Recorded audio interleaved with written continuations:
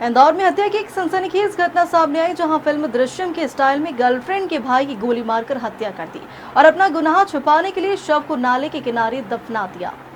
DSP Umakant Chaudhary ने बताया कि खुड़ेल थाने में 3 मई को गुमशुदगी की रिपोर्ट दर्ज हुई थी, जिसमें परिजनों ने बताया था कि ग्राम सिमलिया चाव निवासी 1 मई को 21 वर्षीय विशाल चौहान घर से शादी में जाने निकला था, लेकिन घर नहीं लौटा। मामले की गंभीरता को देखते हुए पुलिस ने अपना मुखबिर तंत्र सक्रिय किया। इस बीच पुलिस को सूचना मिली कि विशाल की रोहित परमार नामक युवक ने हत्या कर दी है, जबकि उसका शव छोटी खुड़ेल तालाब के पास दफनाया है। पुलिस ने रोहित परमार को हिरासत में लेकर पूछताछ की तो उसने अपने साथी वीरेंद्र दायमा के साथ मिलकर हत्या कबूल कर ली। आरोपी ने पूछताछ में कबूल किया कि उसका विशाल की बहन से प्रेम प्रसंग है, जिसकी जानकारी उसे हो गई थी। उसने बहन से दूर रहने का कहते हुए जान से मारने की धमकी दी थी। रोहित ने अपने साथी वीरेंद्र के साथ मिलकर हत्या का प्लान तैयार किया। 1 मई को रात उसे तालाब के पास बुलाया और पिस्टल से गोली मारकर हत्या कर दी और शव को वहीं दफना दिया। पुलिस ने आरोपी को लेकर तालाब पहुंची, जहां से मृतक का शव निकालकर पोस्टमार्टम के लिए पहुंचाया गया। देखिए, खुड़ेल थाने में गुमशुदगी की रिपोर्ट 3 मई को दर्ज हुई थी। उसमें सिमलिया चाव का एक लड़का है विशाल चौहान, उसके परिवार के द्वारा बताया गया था कि वो शादी का कहने का बोलकर गया है कि शादी में जा रहा हूँ, लेकिन वो अभी तक नहीं लौटा है। उसके मोबाइल से वो मैसेज कर रहा है कि मैं सांवरिया साइड जा रहा हूँ, लेकिन मोबाइल उठा नहीं रहा है। उस बात पर से पुलिस को शंका हुई कि इसमें कोई अन्य एंगल हो सकता है। पुलिस की टीमें लगातार उस दिशा में काम कर रही थी। एक विश्वस्त सूत्र से फिर मालूम हुआ कि एक व्यक्ति है उसी गांव का, जो रोहित परमार नाम का है, वो इस में शामिल हो सकता है इसको गायब करने के मामले में। उसको पुलिस ने हिरासत में लिया और उससे सख्ती से जब पूछताछ की तो उसके द्वारा ये कहानी बताई गई कि 1 तारीख को ही मैंने इस लड़के को, जो मृतक है विशाल चौहान, इसको गोली मार के इसकी हत्या कर दी थी और उसके एक साथी के सहयोग से इसको, जो हमारी पुरानी खुड़ैल के पास तालाब बना हुआ है, वहाँ पर इसको दफन कर दिया था और साथ में काफ़ी नमक भी उस बॉडी के ऊपर इन्होंने डाल के मिट्टी में दबा दिया था। उस सूचना के आधार पर एफएसएल टीम, रेवेन्यू के अधिकारी और पुलिस की टीम के द्वारा शव को वहाँ से निकलवाया गया, जिसमें लगभग 15-16 दिन होने से बॉडी काफ़ी डिकम्पोज हालत में हमें मिली है। उसको पीएम के लिए भेजा गया है।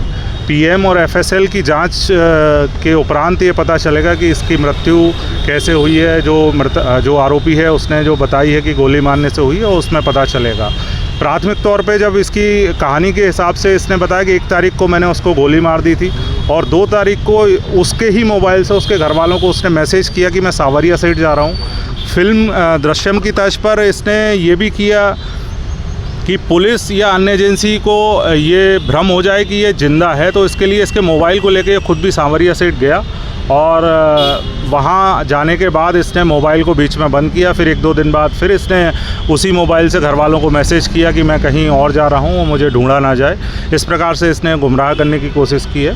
तो खुड़ैल पुलिस के द्वारा बहुत ही प्रोफेशनल तरीके से, हमारे थाना प्रभारी और उनकी पूरी टीम के द्वारा बहुत सराहनीय ये हत्या का खुलासा किया गया है। पुलिस अधीक्षक श्रीमती हेदिका वासल मैम के द्वारा पूरी टीम को पुरस्कृत करने की घोषणा की गई।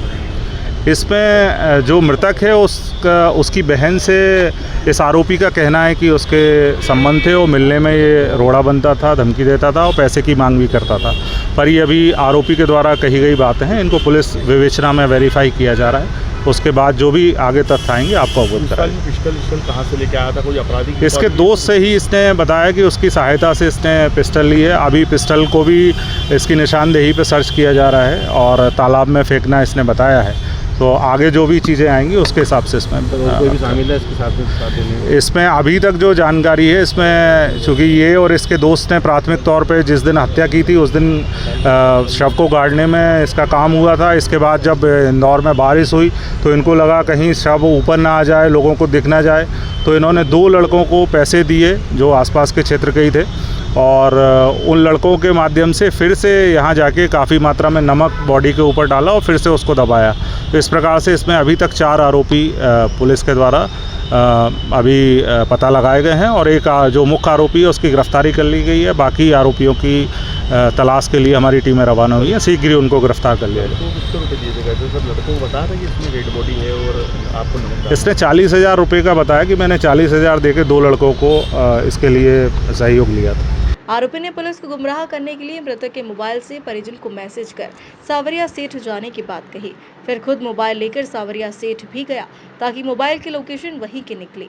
लेकिन जब बारिश हुई तो आरोपी को लगा कि शव ऊपर आ सकता है, जिसके चलते आरोपी ने 2 लोगों को 40,000 रुपए देकर फिर से शव को गहरे गड्ढे में दफनाया और शव को डिकम्पोज करने के लिए नमक डाल दिया था, जिसे पुलिस ने 15 दिन बाद फिर बाहर निकाला।